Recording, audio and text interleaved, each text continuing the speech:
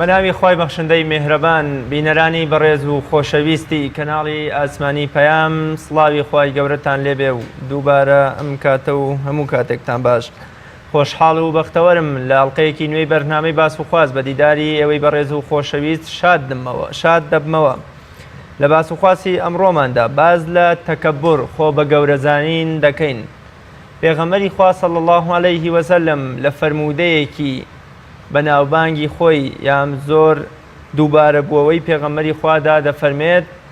ئەوەی مسقالە زەڕەیەک تەکەبور و خۆ بە گەورەزانی لە ناخ و دڵ و دەرونیدا هەبێ ئەوە بەهشتی خوای لەسەر حرام دەبێ. باز لەو کردەوە ناشرین و قێزەونە دەکەین کە تەنها بوونی مسقالە زەڕەیەکی لە ناخ و دڵ و دەرونی ئینسانێکدا وای لێ بکە بەهشتی خوای لەسەر قەدەغە و یاساخ بێ. پیاوێک گوتی ئەی پێغەمبەری خوا صلی الله علیه وسلم من پێم خۆشە جلوبەرگ و پێڵا و بۆنی عەتر و هەموو ئەم شێوازە جەستەیانەی خۆم جوانتر بێ و لە کۆمەلگەدا خۆمیان پێ جوان بکەم. پێغەمبەری خوا صلی الله علیه وسلم فەرمووی ئەوانە خۆ بە گەورەزانین نین. بگرە خۆ بە گەورەزانین بریتە لە نکۆڵیکردن لە حەق و شاردنەوەی حەق و ڕاستیەکان، کەواتە دەتوانین لە پێناسەیەکی کورددا بڵین خۆ بە گەورەزانین بریتە لە شاردنەوەی حەق و ڕاستی حەق و ڕاستی کەسانی دیکە و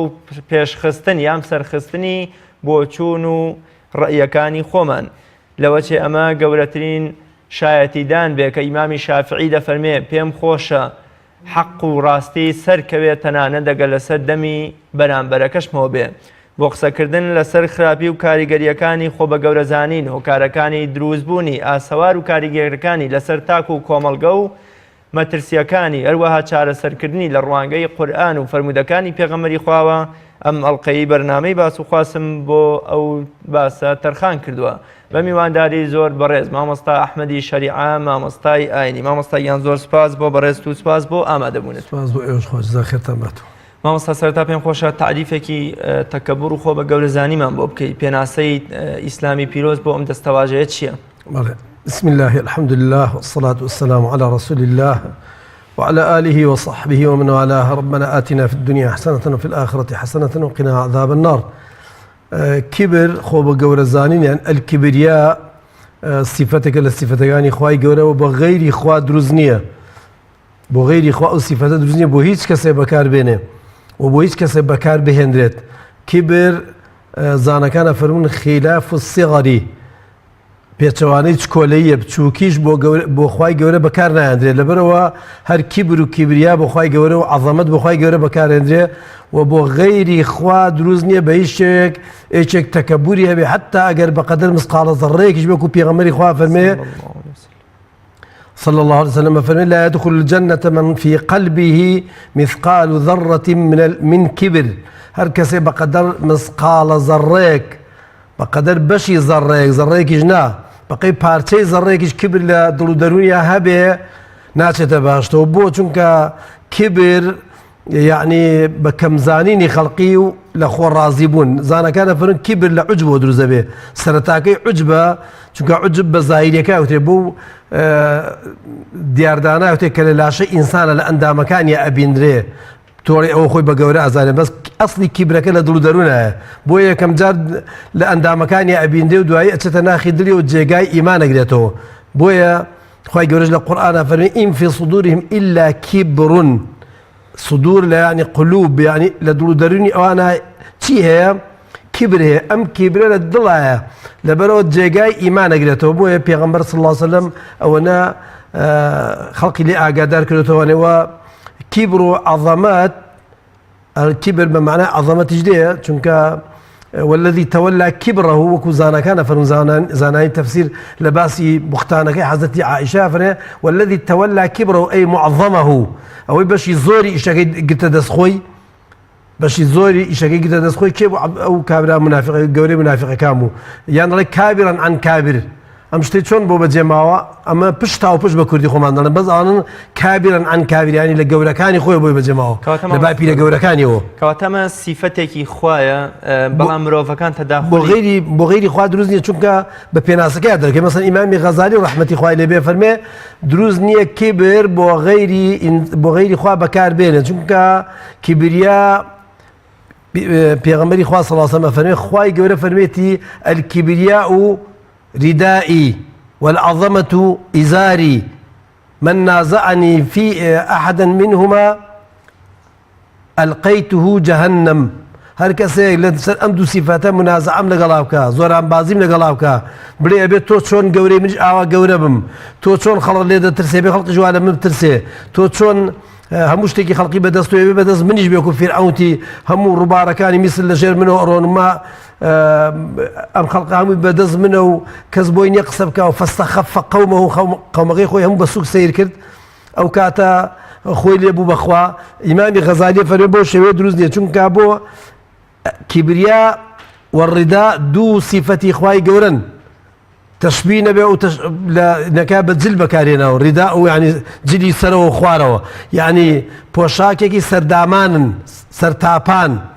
ئیخوای گەورن بۆ دروست نییە هیچ کەسێک من نازعني واحدا منهما ألقيته في جهنم هەر کەسێک لەسەرێکیانە شەڕم لەگەڵا بکە زۆران بازی لەگەڵا بکە خەمە جهنم و ئیمامی غەزالی فەرمێ المتكبر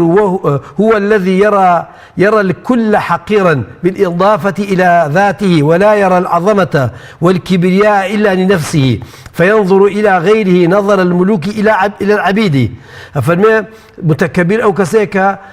هەرچی گەورەی وشتە بۆ خۆی دانێ هەرچی بێڕێزی و سووکیە بۆ غێری خۆی دانێ سەیری خەڵقیەکە بە سووک گەورەتی و عەزەمەت و دەسەڵات و جەبەروت بۆ خۆی هەڵەبژێنێ و سەیری خەڵقیەکە هەروەکو چۆن پاشایەک سەیری کۆیلەکانی بەردەستی خۆیەکە ئەیان کوژێ ئەیان بڕێ خزمەتیان پێکە ئەو کابراژ وای لێکە بەو شێوێ سەیری خەڵقیەکە ئیتر حەقی نییە بەسەرەوەی مە پیرە یان گەنجە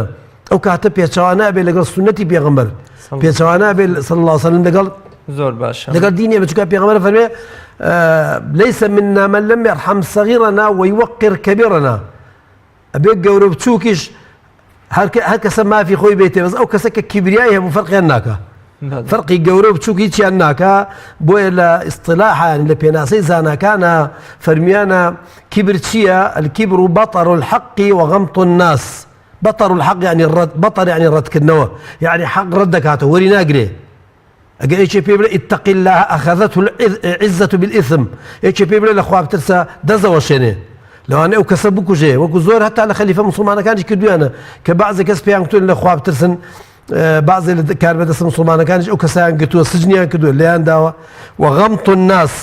بە سووک سەیرکردنی خەڵقی بە کەمزانینی خەڵقیە بۆیە ئیمامی کەفەوی کەچێ لە ئیمامە گەورەکان و شارەزای زۆری زمانەوانی بووە خوالي خوش بأفرمي الكبر هو أن يرى المرء نفسه أكبر من غيره أويك إنسان خوي وابزان همو كز قولتنا همو كز دوش كولتنا همو كز دوش كولتنا الجالة همو لعنة كوشكو أم كبر لزول لعنة به لا علم أبي لا هرسكو تابي لا مالا أبي مثلا زۆر باش مامۆستا دوایی باز لە بوارەکانە کەین ئاەتەنا مرۆڤ بە جەستە و جلوبەرگ خۆ بە گەورەزانیەیەم ئەو بوارانی ترکامانن سەرتا پێم خۆشە لەو پرسیارەی ترەوە دەست پێ بکەین کە قورئانی پیرۆز و فەرمودەکانی پێغەمبەری خوا صلی الله علیه وسلم چۆن لۆمە و سەرزەنشتی ئەم دیاردە و سیفەتە ناشرینەیان کردووە و چۆن لۆمە و سەرزەنشتی ئەو کەسانەیان کردووە کە مستەکبیر و خۆ بە گەورەزانن بڵێ خۆ بە گەورەزانەکان لە قورئانە خوای گەورە وای باسکردوون کە یەکەمیان نەوێت سیفەتی خوا بۆ خۆیان هەڵبژێرن وەکو داوای جۆرێکە لە داواکردنی خوایەتی جۆرێک لە داواکردنی سیفەتی خوای گەورە ئەوە یەکەم دووەم سیفەتی شەیطانە وەکو لە قورئانە هاتوو ئەبا وەستەکبەر وەکانە من الكافرین خوای گەورە فەرمێ کاتێ پێیان گوت خوای گەورە فەرمانی پێکرد ئوسجودوا لئادەم هەمووتان هەموو مەلایکەتەکانی ئاسمان سوژدەی ڕێز بەرن بۆ ئادەم بەڵام ئەو نەیبرد کە نەیبرد خوای گەورە ئەفەرمێ هۆی سوژدە نەبردنەکەی چ بوو ئەوە کە کیبر و ئەو کیبرە چی لێ کرد گەیاندێ کوفر کە لە گەورەی مەلایکەتەکان بووە نەک بڵێ مەلایکەتێکی بەسیتیش بووێ ئەو مەلایکەت نەبوو بەڵام گەورەی مەلایکەتەکان بووە بەڵام بەهۆی ئەوەی کە بە یەک تۆز کیبری هەڵبژارد سیفەتێ لە سیفەتەکانی کیبر بوو خوای گەورە فەرمێ أبى واستكبر وكان من الكافرين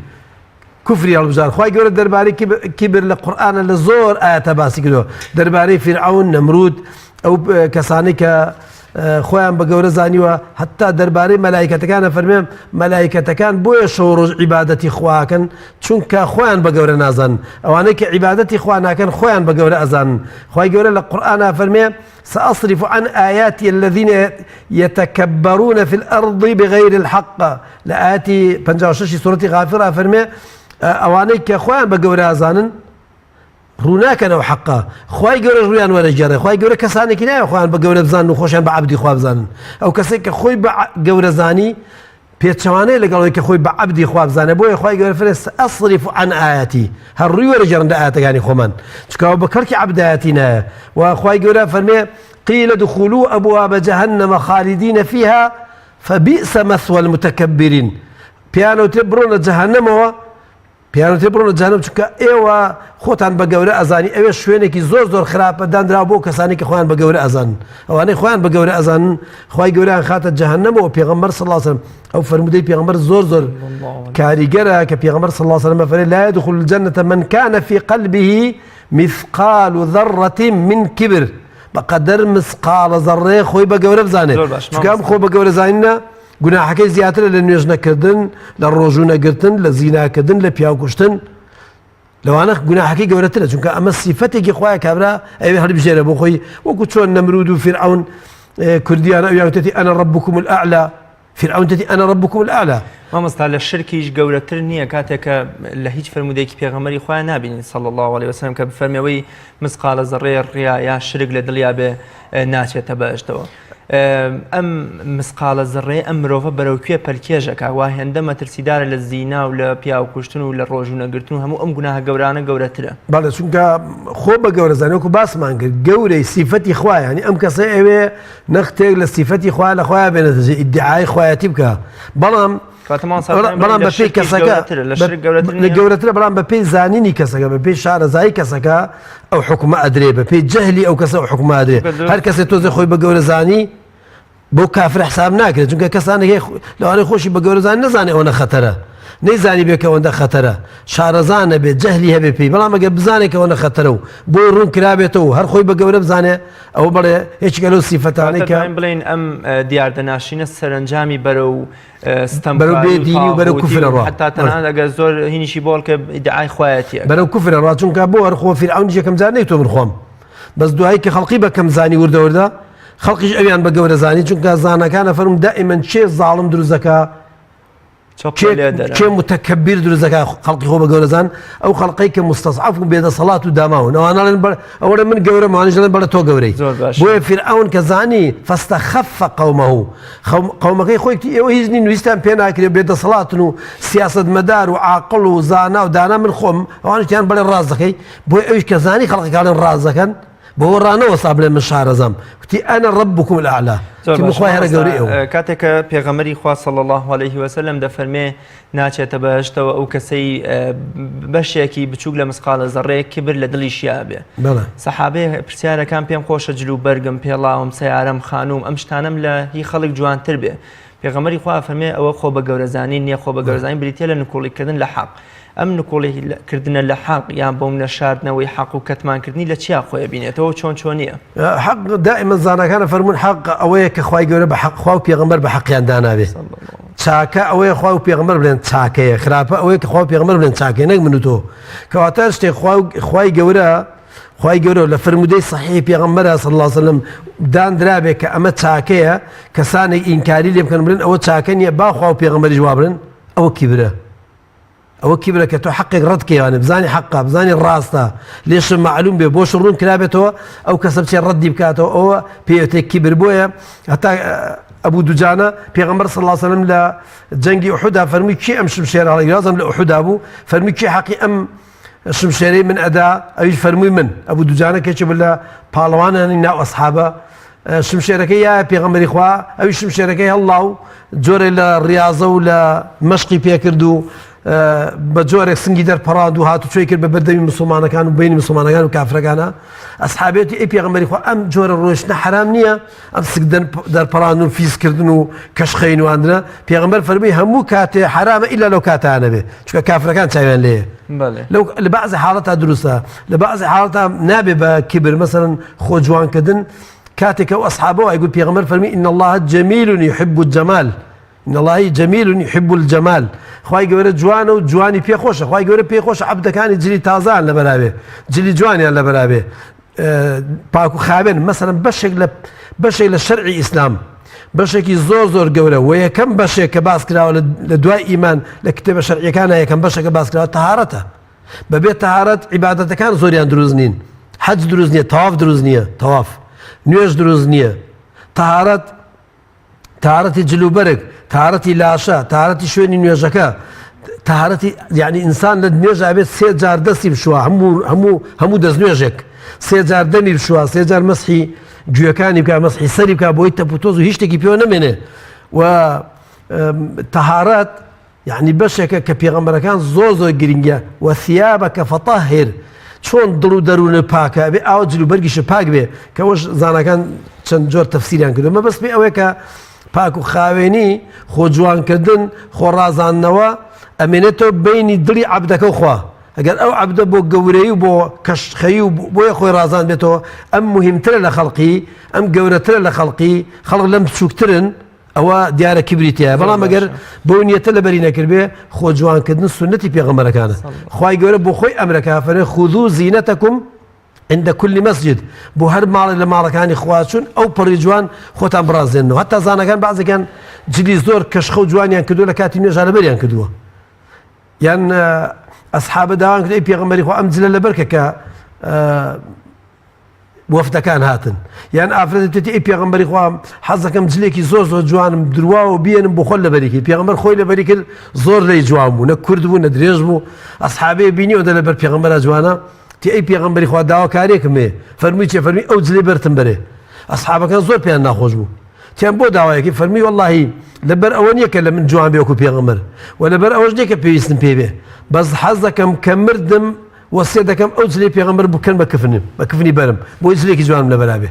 جلی جوان سنەتی پێغەمبەرەکان بوو زۆر باش مامۆستا وەکو پێشتر جەنابیشت فەرموود کە بەشێ لە کاربەدەستانی ئەمەوی عەباسی کاتێک کە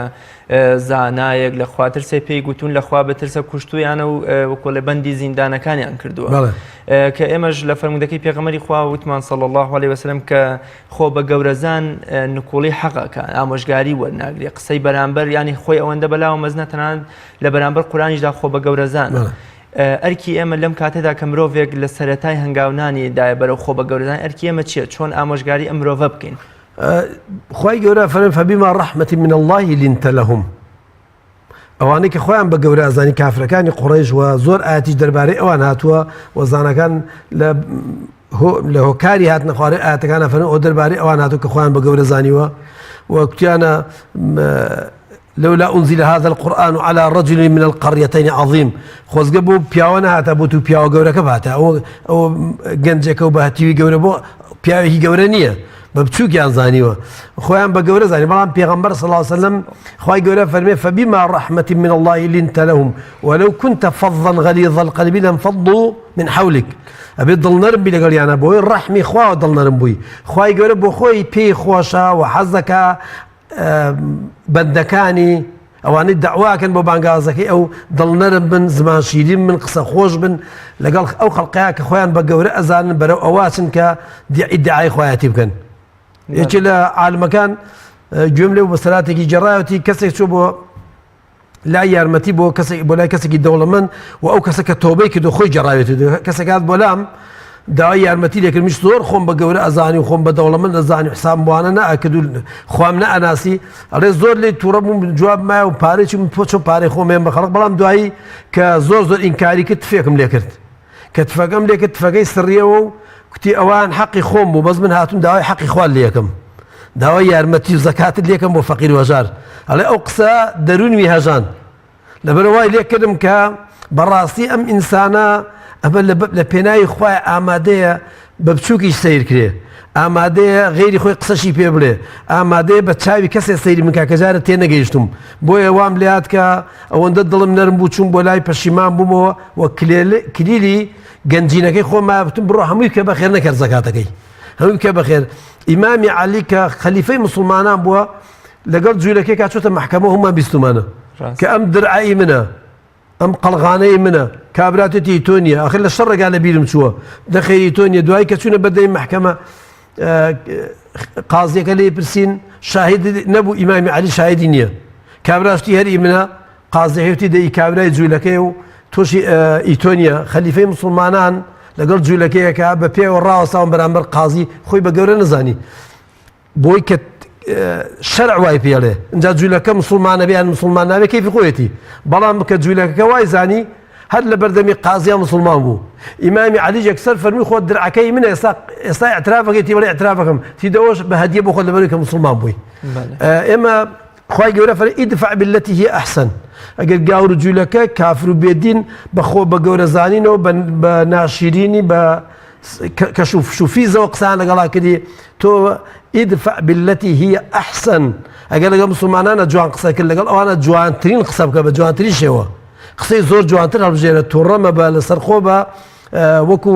چۆنەڵێ ڕیاڵی هەنگوینیان بیتێ قسەکان ئەوەندە شیرین بێ ڕوود خۆش بێ کە کار بکەیتە دڵیان شێخ محەممەد عەبدە کتێبێ ناویلکێکی نووسی ئەلئیبتیسامە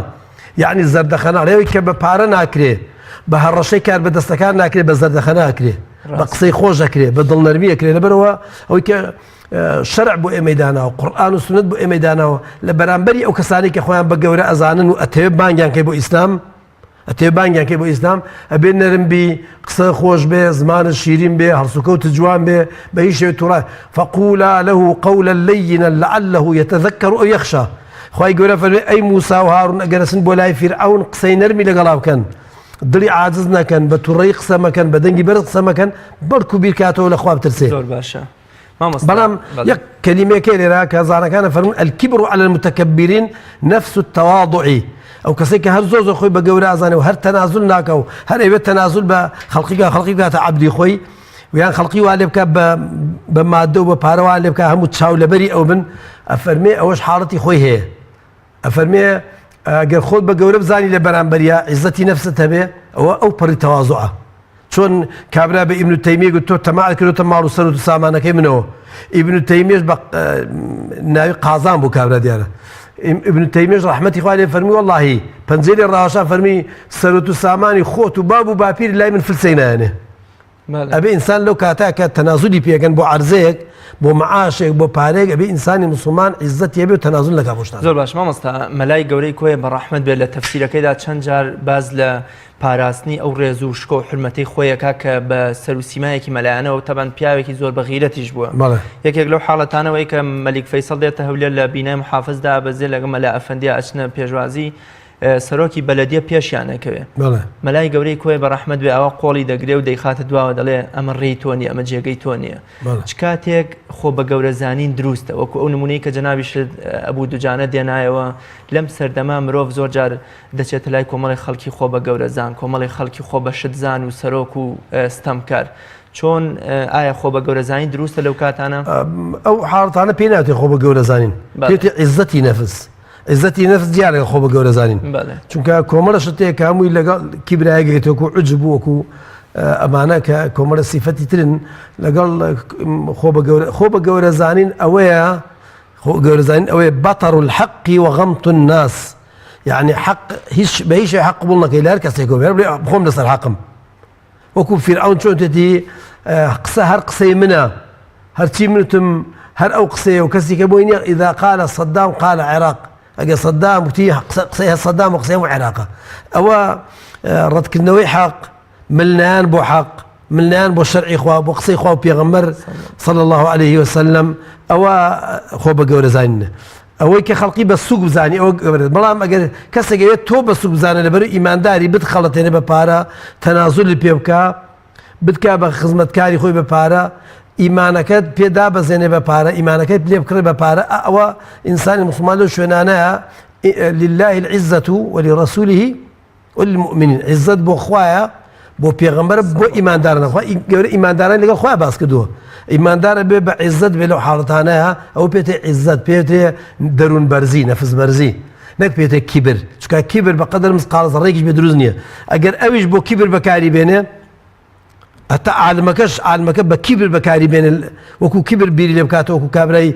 خۆ بە گەورەزان کە بانگیەکە ئەویش هەر گوناحبارە بێ ئەو نابێن بە کیبر بەکاری بێ ڕێگای شەرعی بگرێتە بەر لەو ڕێگانە کە شەرع ڕێگای نایە تەنازول بکە بەس لەو ڕێگانەی کە شەرع ڕێگایە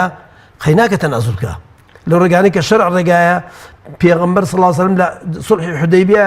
ئیمامی عومەر فەرمووی بۆمان نەزانی پێغەمبەر تەنازولی زۆر کردووە کەچوین بۆ لای پێغەمبەر فەرمووی من لە خۆ نەمکردووە ئەی عومەر دوایی بۆمان دەرکەوت هیچ سەرکەوتنێکمان نەبینی لە ئیسلامدا بە قەدەر سولحی حودەیبیە سەرکەوتن بێ بۆ ئێمە بەرهەمی زۆر بووێ بۆ کە ئێمە بە تەنازولمان نەزانین ئەوە تەنازول نییە بەرهەم بوارەکانی خۆ بە گەورەزانین ئایا خۆ بە گەورەزانین تەنها نوقڵیکردنە لە حەقیان بۆ منشتی دیکەش دەگرێتەوە کاتێ مرۆڤێک بە خانوویەکی دڵی هەژارێ ئازارەدا کاتێ مرۆڤێ بە جلو بەرگەکەی بە سیارەکەی یان بۆ منە بە مەعاش و شەهادەکەی فیز و تەکەبور بەسەر خەڵکانی دیکەوە لێدا ئایا ئەم خۆ بە گەورەزانین چه بوارێکی تری ژیان ئەگرێتەوە خۆ بە گەورەزانین وەکو زانەکان دەفەرمون یعنی شەرنی هەر لە جارێ زانەکان دەفەرمون سێ پلەی هەیە بەڵێ دەفەرمون سێ پلەی خۆ بە گەورە یەکەمیان ئەوەیە کە ئەو ئینسانە خۆی بە گەورە بزانێ بەرامبەر بە خوای گەورە وەکو فیرعەون و نەمرود و هامان و ئەمانەی ئەم سەردەمە و وەکو کەسێک جارە قسەم لەوەڵا کەسێکی نەخوێنەوار بۆی گوت ئەگەر لە سەردەمی ئێمە قورئان هاتایە خوارەوە چەندە باسی فیرعەون کراوە دەست باسی سەدام مەکرا شەرنی هەر فیرعەون یعنی ئەوانەی کە وەکو فیرعەون وان فیرعەون خۆیان بە گەورە زانیوە لە بەرامبەر خوای گەورەیە تویانە ئەنە ڕەبوکم الئەعلا توێتنە ما لەکم من ئیلاه غەیری فیرعەون وای کتووە نەمرود توێتی ئەنە ئوحی وئومیت کە ئیبراهیم سەلامی خوای لێبێت چوو بۆ لای تی خوای من ئینسان ئەمرێنێ و ئینسان زیندوە کاتۆتی من ئەنە ئوحی وئومیت وەکو ئەجێڕنەوە کە ئەوە لە قورئان هاتووە بەس ئەمریکان لە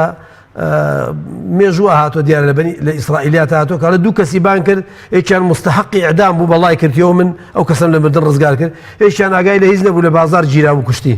تیۆ ئەنە ئوحی وئومیت ئەوە یەکەمیانە کە ئینسان خۆی بە گەورە بزانێ بەرامبەر بەخوا بڵێ کاکە خوا ئەفەرمێ نوێشکە بڵێ وڵا نوێش هیچ نییە خوا ئەفەرمێ ڕۆژوو بگرێ بڵێ ڕۆژوو هیچ نییە بڵێ آخر ئەمە ئاەتی خۆیان قورئان نییە فەرمودەی پێغەمبەر نییە ئەمە قورئانە لە سەردەمی ئەبوو جەهل تا قیامەت خەڵق دژایەتی قورئانەکە کەلیمەیەکیان بۆ نەگۆڕا ئەو قورئانە داوا لێکە خوا لە قورئانە ئەو جێبەجێ نەکا بڵێ تااقەتی نوێژم نییە بە نوێژ نییە بە دڵە مەسەڵەن ئەوانە ڕەتکردنەوەی حەقە بەسەر خوایە وەکو ئەوەیە کە بڵێ من باشتری لێ ئەزانم دووەمیان کیبرە لەسەر چیە عەلە الرسل والئەنبیا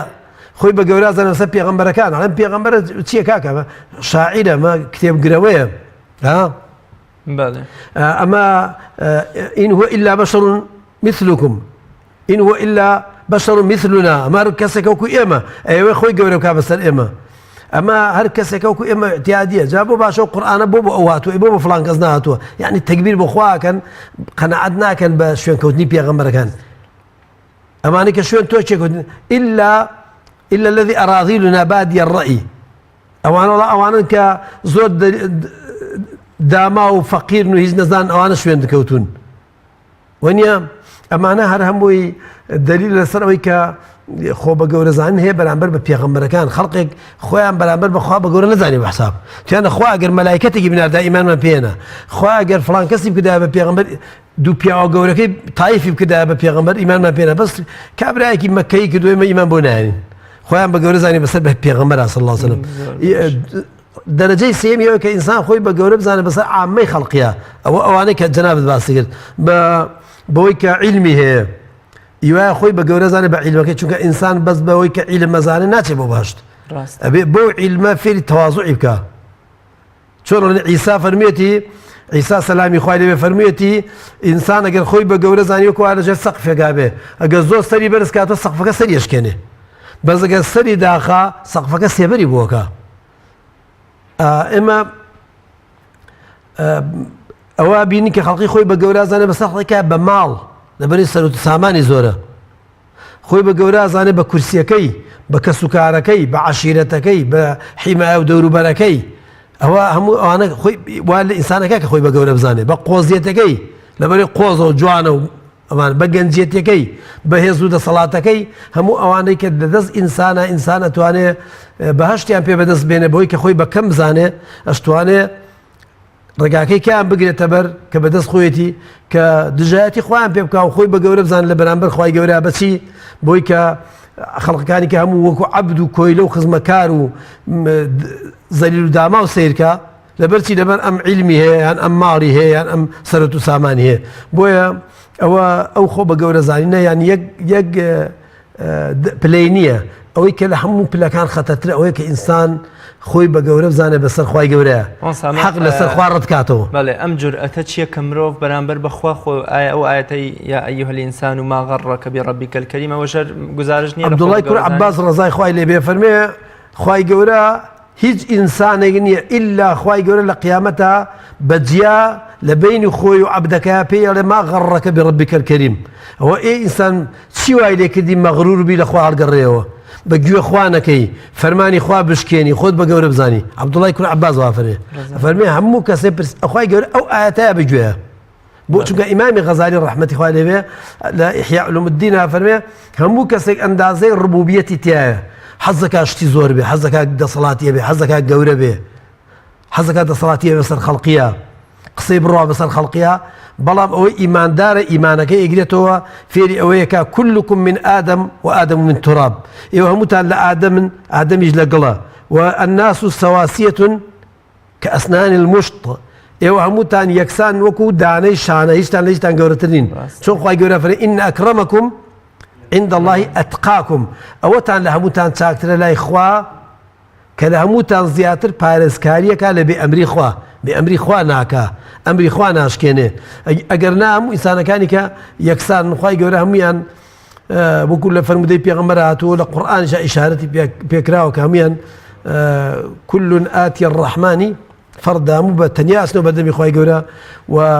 پێغەمبەر فەرمی هەموو کەسێ بەڕووتی ئەچێتەوە بەردەمی خی گەورە هیچ جلوبەرگ و تاجی شاهانە و جلوبەرگی زابتی و شاهانەی لە بەردا نییە هەموو کەسێ بە ڕوت و قوتێ چێتە بەردەمی خی گەورە وخوای گەورە بەس حسابی کردەوەکانی لەگەڵا زۆر باش مامۆستا هۆکارەکانی دروستبوونی خۆ بە گەورە زانین چین مرۆڤێک وەکو پێغەمبەری خوا فەرمێ صلی الله علیه وسلم منداڵ بە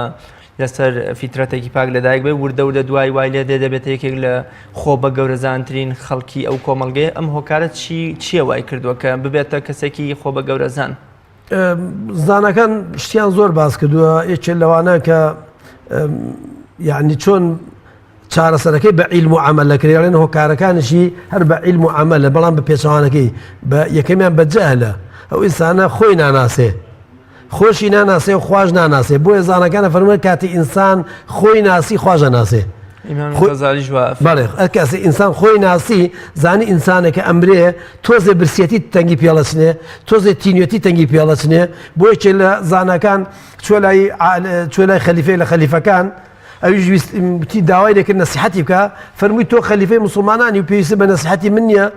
تی هەر حەزەکەم نەسیحەتێکم بکەی تی ئەگەر تۆ تینوو بێ لەسەر ئەرزا ئاو دەست نەکەوێ یەک پەردا ئاو لە شوێنەکە بێ چەنی پێوتی نیوەی مڵکەکەمی پێم نیوەی ئەو سەرۆت سامانەی دەژێت دەسەڵاتی خلافەتەکەی من هەیە تی ئەگەر ئەوەت کڕی بە نیوەی مڵکەکەت ئەنجا دوایی ویستە بچیە سەر ئاو میزد هات میزد بۆ نەکرا میزد بۆ نەکرا چارەسەر نەبوو هیچ چارەسەر نەبوو چی ئەەکەی بۆی کە چارەسەر بزی وڵای نیوەی مڵکەکەی کەشم میزەکەم بۆ بکرێ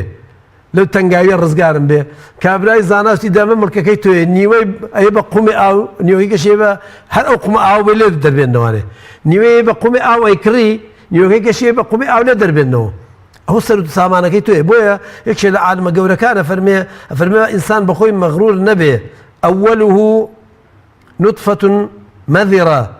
وآخره جيفة قذرة ئەم سەری نوتفەیەکی قێزەونە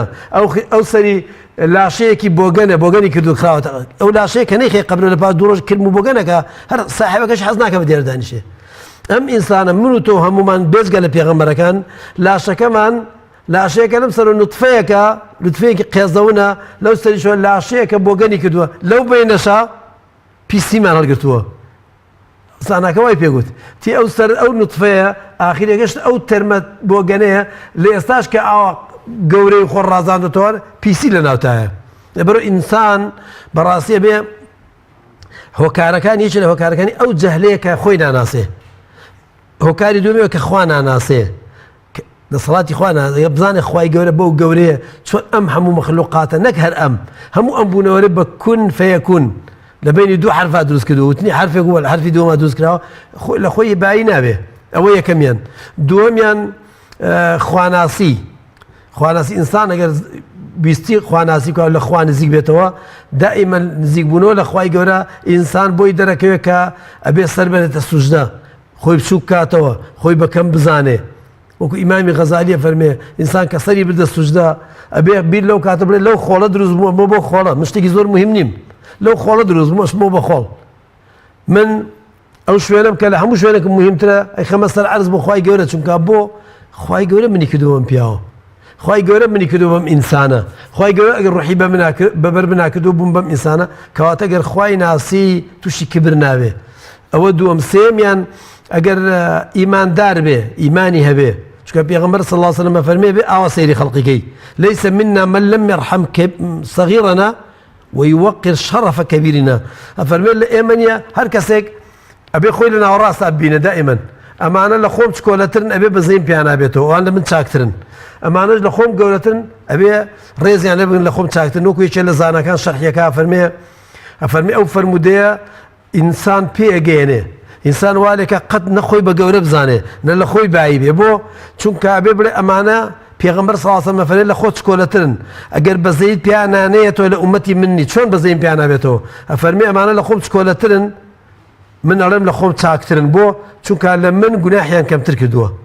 4 ساڵ لە من مناڵترە، 4 ساڵ لە من گوناحی کەمتر کردووە. 2 ساڵ لە من مناڵترە، 2 ساڵ لە من گوناحی کەمتر کردووە. ئەمانەش کە لە من گەورەترن بە چاوی گەورە سەیرانەکەم، ئەوانش هەر لە من چاکترن. ئەمان بۆ ئەڵێ ئەوانش دەبەرە 2 ساڵ لە من گەورەترە، 2 ساڵ لە من عیبادەتی زیاتر کردووە. 4 ساڵ لە من گەورەترە، 4 ساڵ لە من زیاتر خواپەرستی کردووە، کەواتە هەردوو لایەن لە من چاکترن. ئەو کاتە لە خۆم بایی نابم، نە بەم لایە نە بەو لایە، نە ئەمان بە بچوو گەزانم، نە تەنازول و نەفس نزمیشەکەم بۆ ئەوەی کەیان، هەردووکیان بە گەورە ئەزانم و هەردوو لایەن بەڕێز سەیرەکەم. ئەوەش ئیمان وا لە ئینسانەکە کە تەوازونی ئینسان ڕائەگرێ، تەوازن و یەکێکە لەو خاڵانە شوێن کەوتنی سونەتی پێغەمبەر، چونکە یەکێک لە گەورەترین سونەتی پێغەمبەرەکان، سیفەتی پێغەمبەرەکان تەواضوع بووە. پێغەمبەر صلی الله علیه وسلم کە لە فەتحی مەکە ئاوا ڕۆی سەری خستە، تەشبیه بە ئێمە نەوێ، سەری خستە سەر دونگەی حوشترەکەی، سەری حەوا نەخست. یەکێک لە ئەسحابەکان عوبادەی کوڕی سامیت فەرمی ئەلیەومە یەوم المەلحەمە، ئەمڕۆ ڕۆژی دەستوەشاندنە. پێغەمبەر فەرمووی سەری حەوا خست، فەرمی کەذەبتە ئەلیەومە یەوم المەرحەمە، فەرمی درۆت کرد. كذبته يعني أخطأته، يعني بهلايا شوي، چونکە كلمة كذبته بمعنى درونية، بمعنى أخطأته. فرمي بهلايا شوي أمر روجي رحم بصوز وبزي مهربانية. بۆیە دوای ئیسپاتی کرد کە لە ڕۆژی دەسەڵاتی پێغەمبەر صلی الله علیه وسلم فەرمووی ئێوە نەبوون منتان دەرکرد و هەموو خەڵکەی زانی پێویست بەوتر نابە، بەڵام فەرمووی ئەنتم الطلقاء بڕۆن، ئەوم ئازادکردن. هەر کەسێک کە خۆی دەپاڵێوێ بۆ پەرلەمانتاری، بۆ وەزیری، بۆ سەرۆکی حیزب، لە سەرەتاوە کەسێکی ئاساییە لە نێو کۆمەڵگەکەیە وەکوڵێ پێویستی بەدەنگی ئەوانە، دوایی چۆن وای لێنەیە کە خۆی بە گەورە نەزانێ. ومنە ئیمامی عومەر ڕەزا و ڕەحمەتی خوای لێبێ خۆی دەگەڕێتەوە، فەرمێ ڕۆژێک ختورێ بە دڵما هات کە ئەم هەموو سوپا و ژێر دەستەیەم هەیە و ئەم هەموو سنووری جوگرافیایمان هەیە، ئەڵێ خێرا چوومە سەر مینبەر وتم خەڵکینە چاک بزانن کە من ڕۆژێ لە ڕۆژان لە مەککە شوانی قەلم کردووە و باوکم کە من شوانی مەڕووماڵاتم بۆ کردووە، خەتابی باوکم زۆر خراپ و بە زەبر و دڕندە بووە لەسرم. چۆن مرۆڤ لە بەرامبەر خۆ بە گەورەزانی خۆیان کاتێک کە گاتە مەنسەب و پلۆپایەک خۆی بپارێزێ و خێرا ترسی خوا لە دڵیا جێگیر بکاتەوە. یەکێک لەو حاڵەتانەی کە بیسمان باسیگەن ئەوەیە کە ئینسان تەواضوع ئێوێ و خۆی بەکەم بزانێ. ئیمامی عومەر کە کوتیان ئەی خەلیفەی موسڵمانن ئەمیر المؤمنین، ئەڵێ پێی خۆش نەبوو دیارە نەفسی شتێکی پێوت، بۆیە بۆ خۆی چوە سەر مینبەر و ئەڵێ هاواری کرد یا عومەیر یا عومەیر، عومەیر بە تەسغیرە ینی عومەرەوەکە، یا عومەیر یا عومەیر تیان ئەوە چی هەڵی ناوی وابڕی؟ چی وەڵی ئەوە هەڵی نام نەفسم پێوتمە هاتەوە گەورەی و خەلیفەی موسڵمانانی و عالەم لەژێر دەستایە، منیش ئەوەم بیراتەوە بیری نەفسی خۆم هێنایەوە کە من عومەرەوەکەیەک بووم، كنت أرعى الغنم لأخوالي، من حيوانم بەخێوە کرد بۆ ماڵە خاڵەکانم، لەسەر چی؟ لەسەر چەند خورمایەک، چەند خورمایەکیان داوێت کرێکەم کرێشوانیەکەم شەرتە شوانیەکەم چەند خورمایەک بوو ئێوارانم خوارد ئەوەم بیری خۆم هێنایەوە لەبەرەوە ئینسان یەکێ لەو شتانە ئەوەیە کە وەکو باسمان کرد ئەگەر لە هەوڵە باسمان خۆی بناسێ بیر لە خۆی بکاتەوە مناڵێک بووە ئەگەر لەو دەشتە فڕیان باە دایکی شیری نایە دایکی هەڵی نەگرتە دایکی پاکی نەکردایەوە نەخۆی بۆ پاکرایەوە نەخواردنی بۆ خورا لەوێ ئەمرد ئەم ئینسانەی خوای گەورە شان و شەوکەتەیە تۆکو ئیبن الجەوزی ڕەحمەتی خوای لەوێ ئەمە چیرۆکێکە جێردراوە تۆڵێ خوای گەورە لە مەلەک المەوتی پرسی ڕقل لە کێ بەزەی بە کێ هاتۆ کە مردوتی بەزەیم بە ژنێک هاتۆ مناڵێ بە باوەشیەوە بوو ژنەکە مرد ژنەکەم ڕوحی ژنەکەم کێشا مەلەک المەوت ڕوحی کێشاوە بەڵام مناڵەکەم بەجێش دەڵێت دوای حەو ڕۆژ کە هاتمەوە ژنەکە بۆ گەنی کردبوو مناڵەکە هەر مەمکەکانی ئەمژی بەزەی بۆ مناڵە هاتۆ خوای گەورە فەرمی ڕقل لە کێ بوو کە ڕوحی کێشاوە ئەویش فەرمووی نەمرود فەرمی دەستێن بە عیزەت و گەورەیەتی خۆم ئەو مناڵی کە لەو شیرە ڕزیوە لەو مەمکە ڕزیوانە لەو ئافرەتە ڕزیوە لەو مەمکە ڕزیوانە ئەو شیرە جوانم بۆ دروست کرد ئەو مناڵە بوو بۆ نەمرود خەڵق هێنایەوە نەمێژمار و مێر و پێوی بە نەمێش درڕندە بیخوا سەرما و گەرمای بێ شان و شەوکەت و دەسەڵاتم مایەوە دایە پێم بەخشی لە جیاتی سوپاسم کە ساڵە من خوام ئەم ئینسانە ئەگەر خۆی نەناسێ لە خۆی بایە بێ بۆیە یەکێ لەوانە ئەوەیە کە ئینسان بیری خۆی بێتەوە کە لە چی دروست بووەوە چۆن هاتووە یەکێکە لەو خاڵانە ئەوەیە کە ئینسان بێ فێر بێ فێری ئەوێ خۆی بە گەورە نەزانێ بزانێت کە ئەم کیبرە سیفەتی شەیطانە وەکو باسم کرد سیفەتی کافرەکانە کافرەکان خۆیان بە گەورە زانیوە بۆ تەنازولیان نەکرەوە پێغەمبەر خۆیان بە گەورە زانیوە بۆ تەنازولیان نەکرەوە پێغەمبەر نەک تەنازول بۆ فەرمانبەری پێغەمبەرەکان نەبوون لەبەرەوە خۆیان بە گەورە زانیوە و ئەتانگو هؤلاء من الله عليهم من بيننا ئەرێت خوا ئەمانە شوێن محەممەد کەوتون خوایان ئەگەر دینێکی مهم بنێرە بۆ ئەوانەیە نێریان بۆ ئێمە نێرێ وایانە گوی یعنیوانە ئەی محەممەد ئەگەر عەمار و بیلال و سوهەیب و ئەوانە لەوێ نەبن ئێمە دێن لەگەڵ تا دانیشین بەس بەخوا لەگەڵ ئەوانە دانانیشین بۆ خۆیان بە گەورە زانی ئەم گەورە زانینە وای لێکردن بە کافری مردن ئینسان ئەگەر ئاگای لەخۆی نەبێ ئەو گەورە زانینە بەرە و خۆ بە گەورە زانینە بەرە و یاوەکو عەبدوڵای کوڕی سەلول کە خۆشەویستی دەسەڵات وای لێ کرد بەڵێ بەرە جەهەنەم بمرێ وأصروا واستكبروا استكبارا جعلوا أصابعهم في آذانهم خواهی گەورە لە زمانی نوح فەرمێ قەومەکەی کە قسەی بۆ کردن پەنجیانە خستە گوێیانەوە ئیستەغشەو ثیابەهم بەڕۆ و فەرشەکانیان بە خۆیاندایە بۆ واستكبروا استكبارا خۆیان بە گەورە زانی یەکێک لە سیفەتە جوانەکانی پێغەمبەران و ئەوانەی کە شوێنی پێغەمبەرانەکەون بە ڕاستەقینەیی ڕاوێژ و وەرگرتنی ڕێی بەرامبەرە هەر لە ئەسنای باسکردنی کاربەدەستانە لە سەردەمەی خۆماندا کاربەدەستێک ڕەخنەیەکی لێگری ڕەخنەیەکە ڕاستیشە ئیجابیشە بۆ لە پێناو بنیادنانی وڵاتە کەچی بە فیشەک وەڵامە دەداتەوە یان بۆون لە حیزبەکەی خۆت دەردەکە یان بۆمنە مەعاشە دەبڕێ ئەمەژە جۆرێک نییە لە خۆ بە گەورە زانینی کاربەدەستان ئەبێ ئامۆژگاری ڕێوشوێنی خۆی هەیە بێ و کەسا ئەو ئامۆژگاری بە جوانی کاوکو باسمان کرد ئیمامی شافعیە فەرمێ ئەگەر توێ ئامۆژگاریم کەی بە گوێت بکەم وەرە لە بینی خۆم و خۆتا پێم بڵێ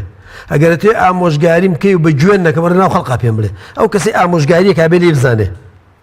ئەبێ بزانێ ئامۆژگاری بکە ئەبێ بزانێ لەکوێ ئامۆژگاری بکە ئەبێ بزانێ ئامۆژگاری کێیەکە قسەیەک بۆ منی کاو بۆ وەزیرێکی کاو بۆ ڕئیسی وڵاتی بکە فەرقی هەیە ئەبێ ئوسلوبەکەی بزانێ ئەمە یەکەم ئەبێ ئەو کەسە شارەزا بێ و لێ بزانێ و شایستەی و ئامۆژگاریە بێ ئەمە یەکەم دووەمیشیانە بێ ئەو بەرامبەرەش ئەگەر ئامۆژگاریەکە و نەسیحەتەکە قازانجی خۆی وڵات و دەوروبەری تیا بێ وەریگرێ ئەگەر تێشیان نەبوو بۆی نییە لێی بە زۆر کەسەیە قسەی بە پێغەمبەر تۆ پێغەمبەر لێ ناوە کابرا پێغەمبەرێک عەدل بە پێغەمبەر لێ نایە قسەی پێ نەوت جوانی بەشکە ئەی پێغەمبەری خوا لەو ماڵم بەش بە جنەکەی پێغەمبەری ڕاشە ملی پێغەمبەری بریندار کرد ڕوشانی تیان چییە تی ئەی محەممەد لەو ماڵی خوا کەستێتی بەردەستە بەشم بە خەریب لێی بن ئیمامی عومەر بەسەریا تووڕە بوو پێغەمبەر فەرمی بڕۆ بیێرە ئەوەندەشی زیابەری حەقیەوە کە لێی تووڕە بووی ئەمانەی ئێستا کە قسە وەرناگرن زۆر جار ئەگەر لەو ڕێگایە بێ کە ئەو قسەیە یعنی هەر بەو شێوە دروست نیە عقوبە ئەو پڕی قسەکە نابێ وەرگرن بەس بیگرن و سژنی بکەن نە ئەمانش خەڵکی ئەم وڵاتەن قازانجی ئەم وڵاتانەوێ ئەگەر ئامۆژگاری کەسێکیان کرد بێنیان وەرگیرێ کاتی بەرنامەکەم زۆر کەمی ماوە ناچارم ئەوە وەڵامەکان تۆزێ پرسیار وەڵامەکان کورتکەینەوە ئاسەوار و کاریگەریەکانی خۆ بە گەورە زانین لەسەر دڵ و دەرونی تاک و کۆمەڵگە چه ئاسەوار و کاریگەریەکی خراپ بەجێ دەیەڵێ خۆ بە گەورە زانی وا لەو ئینسانە کە خەڵک بە چکۆلە سەیریکە بە بچووک سەیریکە لە حکمەتەکانی لوقمانی حەکیمە ئەتۆڵێ ئینسانێکە خۆی بە گەورە ئازانێ وەکو کەسێک وایە لەسەر شاخێکەوە لەسەر چیایەکەوە سەیری ناو شارەکە خەڵکەکە هەمووی چکۆلێ لە بەرچاوی بەزەوانش کە سەیری ئەوەکەن ئەویشە چکۆلەیە و کەسانێک کە خۆیان بە گەورە ئازانن لوقمانی حەکیمە فەرمێ ئەو گوڵە گەنمانەوان دوو پەڵە گەنمم بینی پەڵەیەکیانم بینی سەری گوڵەکان شۆڕ بوو بە حاڵ بەئای جوڵاندن پەڵەیەکیشان سنگیان دەرپەڕاند بوو ئەشەکانەوە کە چوومە پێشەوە تەماشام کرد ئەمەی ئەشەکێنەوە پوچەڵە هیچی تیان نییە ئەمەش کە سەری داخستۆ گەنمی پێ بۆ خەڵق هۆکاری ژیانی پێ بۆ خەڵق بژێوی ژیانی خەڵقی پێ لەبەرەوە خۆ بە گەورەزانی وان لە خەڵقیەکە خوای گەورە لە قورئانە کە سامریکتی بەسوڕت و بیما لەم یەبسوڕ تیۆڵ ئەو شتێککە من بینیم ئەوانە عەقلیان پێ نەچکە ئەمانە نانەبینی یعنی من مهمترم لەوان خوای گەورە جەزاکەی هەرە دنیا فەرمی لا میساس ئەن تەقولە لا میساس بڕۆ لەمە دووە نابێ خەڵق تخ نەکەوێت خوری خەڵقیش نەکەوی تووشی نەخۆشیەکەوە جنکە خۆ بە گەورەزان ناچێ بە سەردانی نەخۆش ناچێ بە سەردانی فەقیر و فوقەرات ناچێ بە سەردانی عیلەتدار و دەردەدار و قوربەسەر ناچێ ئەبێ هەموو عالەم چێت لەو پارەتەوە بە قوربان وەرە سوڵحێکمان بۆ بکە بە قوربان وەرە بۆ ماڵمانە بێت دەعوەتی بکەن لەبەر ئەوە خوای گەورە جەزاکایە لە دنیا ئەوەی لا میساس ئەبێ لە خەڵقی دوورکەونەوە ئەبێ خەڵق هاتوچۆیان نەکە ئەبێ خەڵق بە سووک بیانزانێ بە سووک سەیریان کە وەکو ئەو کەسێکە لە بەرزاییەوە سەیری خەڵقیەکە خەڵقی بە بچووکە بینێ خەڵقانیش کە سەیری ئەوەکەن ئەو بچووکە بین یەکێک لە جەزاکانیان ئەوەیە لە دنیا لەگەڵ خەڵقیان ناگونجێن خەڵق ئەوەی پێ قبول ناکرێت چونکە خەڵق ئەم خۆ بە گەورەزانی چەند کەسێک قبولێکرد بۆ کەس پێ قبول ناکرێت لە خەڵقی دوورەکەوێتەوە لە خوا دوورەکەوێتەوە لە بەهەشت دوورەکەوێتەوە لە شەرع دوورەکەوێتەوە لە سیفەتی پێغەمبەرەکان دوورەکەوێتەوە ئەو کەسەی خۆی بە گەورەزانێ ئەو کەسەی خۆی بە گەورەزانێ بێ ئەمری خوا و پێغەمبەری کردووە بێ ئەمری خوا و پێغەمبەری کرد صلی الله علیه وسلم چونکە پێغەمبەرە فەرمی خۆتان بە گەورە مەزان کوڕە بە قەدەر مسقال زەرێ خۆ بە گەورە نەزانی گەر خۆ بە شوێن کەوتی من نەزانی چونکە ئەچی بۆ جەهەنەم وەسیەتی بۆ کردوین پێغەمبەر بە گوێ سەتەکەی بکەن کەواتە لەگەڵ خەڵقیا بینی خۆش نییە خۆ بە گەورەزان لەگەڵ پێغەمبەرە بینی خۆش نییە چونکە شوێنی نەکەوتووە شوێن پێغەمبەر نەکەوت چونکە هۆی خۆشەویستی خوا شوێن کەوتنی پێغەمبەرە قل إن كنتم تحبون الله فاتبعوني ئەگەر ئێمە بمانێ خوا ئێمەی خۆش بیان ئێمە خوامان خۆش بێ بە شوێن سونەتی پێغەمبەر کەوین ئەو کەسەی خۆی بە گەورەزانە بەگوێ پێغەمبەری نەکردووە شوێن پێغەمبەر نەکەوتووە مادام شوێن ئەو نەکەوتووە خۆشەویستی خواشی لەدەستداوە کەواتە دنیا و قیامەتی یەکی دەچێ وەلەو دنیای کەشە پێغەمبەر صلی الله عليه وسلم ئەفەرمێ ئەلا أخبركم بأهل النار لە فەرمودەی صحیحە فەرمێ ئەلا أخبركم بأهل النار كل عتل جواظ مستكبر ئەفەرمێ هەموو کەسێکە خۆی بە گەورە ئازانێ ئەوەی کە تەنازل ناکا بۆ حەق دڵڕەقە بەزەی بە خەڵقانایەتەوە عتولی پێوترێ جەواظ ئەوەی کە بە کەشخەیە ڕوا بەناو خەڵقیە سنگ دەرەپەڕێنێ فیزەکا بەسەر خەڵقیە مستەکبیریش ئەوەی کە خۆی بە گەورە ئازانێ پێغەمبەر فەرمێ ئەمانە ئەهلی جەهەنەمن ئەمە ئەم سیانە ئەهلی جەهەنەمن پێغەمبەر صلی الله علیه وسلم فەرمێ کە کێیە دڵڕەقە بەرامبەر بە خەڵقی دوای ئەوە کەشوفشەکە بەسەر خەڵقیا و لە هاتوو چۆ لە ڕۆیشتنا و خۆی بە گەورە ئازانێ بەلایەکی چاو سەیری خەڵقەکە چونکە پێغەمبەر صلی الله علیه وسلم کە قسەی کردو بە خەڵقی ئاوا جوان جوان ڕووی کردە کابرا سنگی بردە لای سنگیەوە ئەنجا قسەی بۆ کردووە بۆیە زانەکانە فەرمون ئەگەر بتێوێ خۆت بە گەورە نازانی بە گەورە نەزانی کە قسە بۆ یەکێک کرد ئاوا لەسەر لا قسەی بۆ مەکە بەلایەکی دەم و بەلایەکی چاو جوان ڕووی تێکە ئەنجا قسەی بۆ بکە زۆر باش مامۆستا کۆتا پرسیارم زۆر بە کورتیەگە وەڵام بدەیتەوە چارەسەری خۆ بە گەورەزانین بە چی ئەکرێ و چۆن ئەکرێ چارەسەر یەکەم بە تەوبە و گەڕانەوە بەلای خوای گەورە ئەمە یەکەمیان چونکە زانەکانە فەرمون بە عیلم و عەمەل ئەکرێ عیلم و عەمەل عیلمەکە ئەمەیە ئەم ئینسانە خۆی بناسێ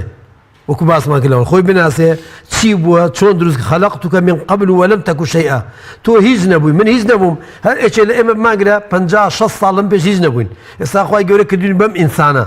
ئەوە یەکەمیان ئەوەیە کە بگەڕێنەوە بۆ لای خوای گەورە و بزانین ئێمە بە عیلم شارەزایی پێیا بکەین بزانین چۆن دروست بووین چۆن هاتوین کێ ئەمەی دروست کردووە یەکەم جار چی بووین نوتفەیە بوو دوایی بە مناڵێکی بێتەسەڵات دوایی وردەوە گەورە بووی بوو بەم پیاوە وەنیە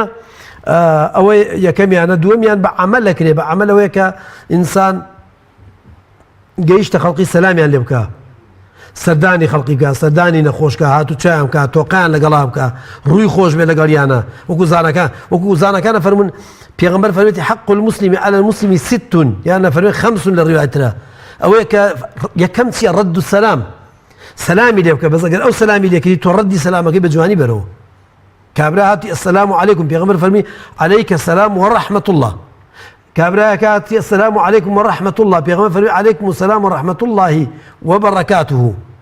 کابراەکە یعنی بۆ شێ پێغەمبەر سەڵاسن بۆی زیاکردن